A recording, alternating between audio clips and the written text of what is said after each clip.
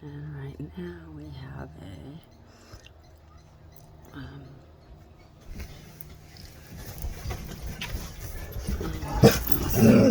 stop it. It is it's a medium-sized woodpecker, which is not the pileated, not the hairies, and of course I'm having a lapse in memory. Oh, it's just on the tip of my tongue. Anyway, isn't he cute? And I think that must be a female because it doesn't have any red. I don't think it's the time for a juvenile.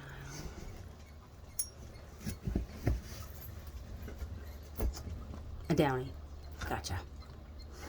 A Downey woodpecker.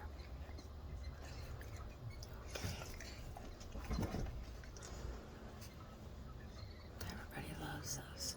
Oh, and there was just a hummingbird right there. But my two mascots, every time I grab the camera, they want to know what I'm doing. Oh, there you go.